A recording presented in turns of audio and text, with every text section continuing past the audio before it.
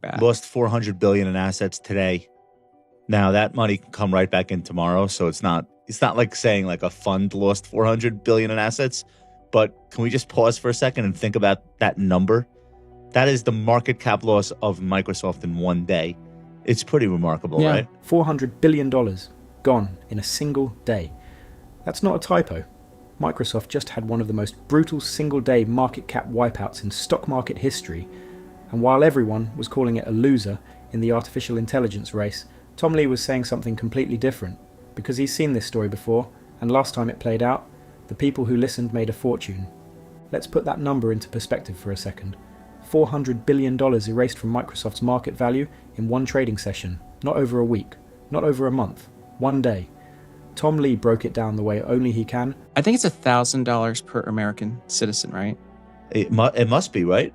Yeah, because there's 330 million Yeah. people. That's roughly $1,000 for every single American citizen, wiped out in hours.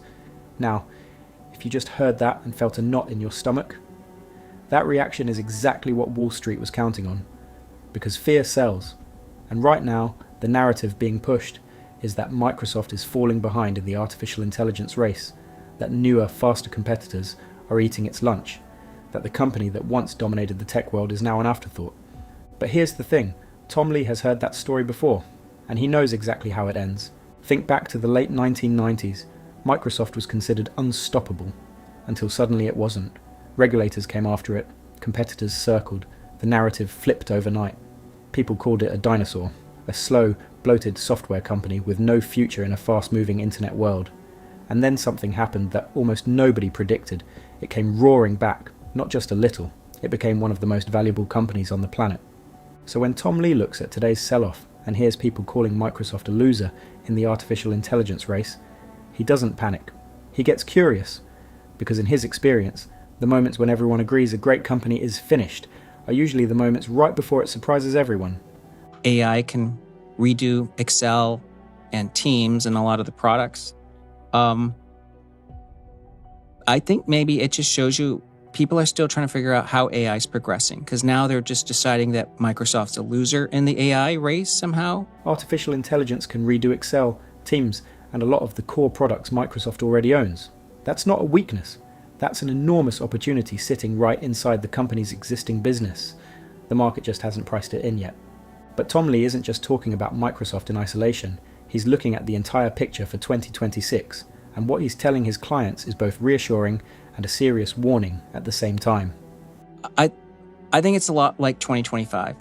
Fundamental story's better, but one difference is instead of a hawkish Fed, we have a Fed that eventually the market will realize is dovish.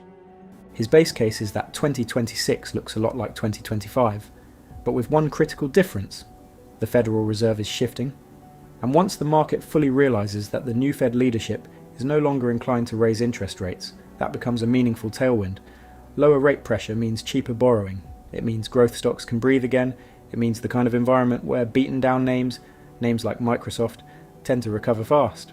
But he's not calling this an easy year, not even close. He's flagging real headwinds. Valuations are elevated after 3 straight years of stock market gains. There are signs of stress in the consumer economy, particularly among lower income households carrying subprime auto loans and high credit card debt. And perhaps most importantly, he believes the White House is going to keep throwing policy surprises at the market, which makes it very hard for investors to hold their positions with real conviction. That's the setup. Choppy waters, but a current underneath that's quietly building strength. Now here's where it gets interesting, because buried inside this conversation was a data point that almost nobody is talking about. A signal with a 75-year track record, and the number attached to it is almost hard to believe. If the first week is positive and then the first month is positive, the probability of an up year jumps to like 92%. Is that right? Yeah. I didn't realize, I knew that was a thing. I didn't realize it was that extreme. Some of that data sounds random, but like 92% is so strong. If the first week of the year is positive and the first full month is also positive, the probability of the stock market finishing the year higher jumps to 92%. Not 60, not 70, 92%, based on 75 years of data. And this year, both boxes were checked. The first 5 days were up. January closed positive, which means history is quietly lining up behind this market in a way most investors haven't noticed. Now, Tom Lee is careful not to call this a guarantee. No data point is, and he even pointed out that the 8% of years where this signal failed, those were likely events like the September 11th attacks or the 2008 financial crisis, true black swans, things nobody saw coming. But short of something that catastrophic, the historical setup for this year is unusually strong. So if the signal is that bullish, why does any of this feel so uncomfortable right now? Why does it feel like the market could crack at any moment? That's the question we need to sit with, because the answer is what makes this moment so unusual, and it leads us to the one thing Tom Lee flagged that should genuinely make every investor stop and pay attention. Here's where the story gets serious. There is a metric building quietly in the background that has historically preceded major market drawdowns. It's called margin debt, and right now it is at a level that should not be ignored. Margin debt. So 1.214, is that 1.2 trillion? Yeah. As of November 2025, and that obviously is a record high. And for context, in July of 2023, it was $710 billion. $1.2 trillion. That is the current level of margin debt in the United States stock market. As of November 2025, that is a record high. But the number alone isn't what's alarming, it's the speed. Back in July of 2023, margin debt sat at $710 billion. That means in just 2.5 years, it nearly doubled. Investors are borrowing at a pace that, historically, has only ended one way. Here's why this matters. Margin debt is borrowed money used to buy stocks. When markets go up, it amplifies your gains. But when markets turn, even slightly, it forces selling. Because brokers don't wait. They issue what's called a margin call, which means you have to sell your positions to cover your losses, whether you want to or not. And when millions of investors are forced to sell at the same time, it doesn't create a dip, it creates a waterfall. Tom Lee identified a specific threshold that triggers this kind of cascade. When the year-over-year growth in margin debt exceeds 38%, forward stock market returns historically turn negative. So the 38% threshold, what happens then? So forward returns turn negative. So that's would For the be whole stock market. Yeah. I mean, that would be the case for why there could be a drawdown to kind of reset everything. Right now, that number sits at 36%, 2 points away from the cliff. The whole market, not just one sector, and Tom Lee was direct about what happens next if that line gets crossed. A drawdown that forces margin debt out of the system and resets everything back to healthier levels. But here's the part most people miss. He doesn't see that reset as a disaster. He sees it as a necessary cleanse, the kind of painful but healthy correction that happens on the way to much higher prices. The market has done this before, many times, and every single time the investors who understood what was happening and held through it came out ahead. So let's bring this back to where we started, Microsoft. $400 billion gone in a day, everyone calling it a loser, every analyst rushing to write the obituary. Tom Lee's take is simple. That money didn't evaporate, it moved, and markets that move fast in one direction tend to move fast back. But let's go one level deeper, because understanding why Microsoft is the surprise stock requires understanding something most retail investors never think about, and it has everything to do with how institutional money actually moves. When a stock drops 10, 15, 20% in a short period of time, the instinct is to assume something is fundamentally broken. But that's not always what's happening. Large hedge funds and institutional investors are constantly managing risk.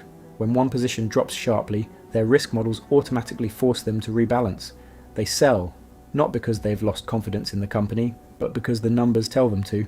It's mechanical, it's cold, and it has nothing to do with whether the company is actually worth less than it was yesterday. That's a significant part of what happened with Microsoft. The artificial intelligence narrative shifted, sentiment turned, algorithms reacted, and $400 billion moved out of one of the most fundamentally sound businesses on the planet, not because the company changed, because the mood changed. I would probably guess it's misplaced. I mean, I think Microsoft's been written off in the past, in the pre-2000 era. People thought it was just a software company and it came roaring back. Tom Lee is not dismissing the competition. What he's saying is that the market has made this mistake before.